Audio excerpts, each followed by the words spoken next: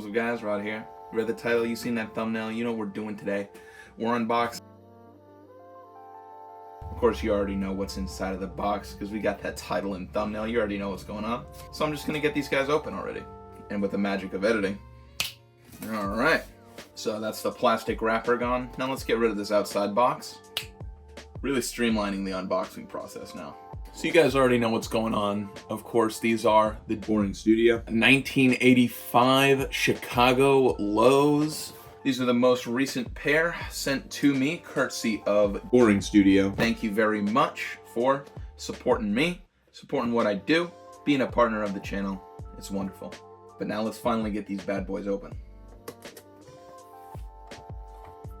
And on top of the shoes here, we got some extras. On top of it, we got socks.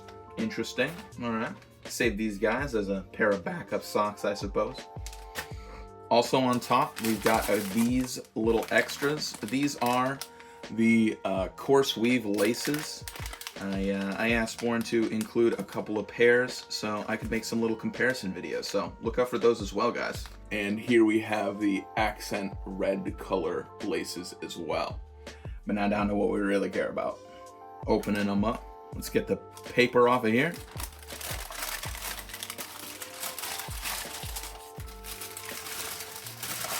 Oh yeah, there they are. Let's get them out of here. Oh yeah, baby. There they are. Chicago low top. Whew.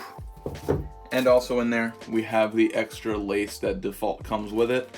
You can see I already swapped it out so we can see what they look like with one black and one white. Let's get the box out of here before we continue. So yeah, these are the low top Chicago 1985s. These aren't actually an original colorway. Back in 85 with the original Jordan 1s, there wasn't a low top Chicago colorway. There was a low top natural gray and the metallic blue, I believe. But those were the only low tops. Everything else was a high. So these are the first fantasy kind of pair. And I'll be honest, I'm all for it. I love the Chicago colorway. It is a personal favorite. It being nice and bright and loud. Got that history behind it. It's up there, of course. And so low top version, more than welcome. Let's take a nice close-up look at these joints, why don't we? So of course the shape here is in the 85 style as opposed to the modern style. Most notably being the shape of the toe box, how it curves up. How it has more of a curved angle instead of it going up and then forward. It's a nice curve. And also, of course, the shape of the swoosh on the side as well, it being significantly larger and a slightly different shape as well. The toe box has more of a curve to it instead of it going up and then in. It has that nice gradual curve to it. And both of those things are present here on the 85 Chicago Lows, as we have come to expect from Boring Studio. Upon first inspection, these guys are more of the same. More of that premium quality, great craftsmanship that we've come to expect from these 85s. I have seen a lot of people's complaints about how the heel is shaped. This is how they look on my pair here. People don't like the shape of the cut down here of the heel, and also how it's like the whole heel in itself is shaped. Personally, I don't really mind. I feel like they look pretty fine on my pair. In some people's posts, I do see what they're talking about, but personally, they look all right. I do love the embossing there on the back heel as well, though. It does have texture. It is slightly raised from the red leather, as it usually tends to be on these 85s from DB. But now because it's a low top, it's on the very back heel instead of on the side of the ankle collar. So that's dope.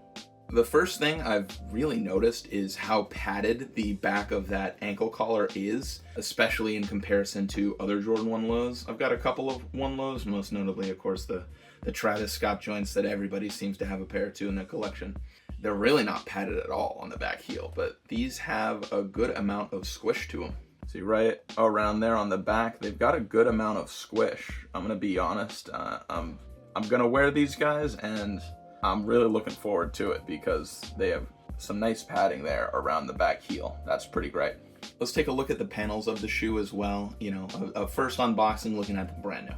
The outsole is the classic red you would expect from a Chicago. A Jordan 1 outsole, I bet it's the same exact outsole that they use on the highs, you know, if I'm being honest. Classic traction pattern with your stars at the front, you know, the pivot point on the ball, the Nike check in the middle right there, and then the back of the heel. You know, it's just the normal Jordan 1 outsole. Nothing too crazy about that. Midsole as well. You've got that 85 style pattern, slightly different from regular GRs. That's how it looks like. Now we'll take a look at the upper of the shoe. On the top of the toe there, classic white leather. Really getting up close. You can see that texture on there. It's what we've come to expect from these DV85s, you know? Just good quality leather. And this seems to be no different. On the side panel as well, you can see the white is that same leather. You can really see the texture up there at the edge of the ankle collar right there. Looking at the red, this is the front of the toe box, you know, same as usual. Seen it in various forms of lighting like that, you know, you can really get an up close look.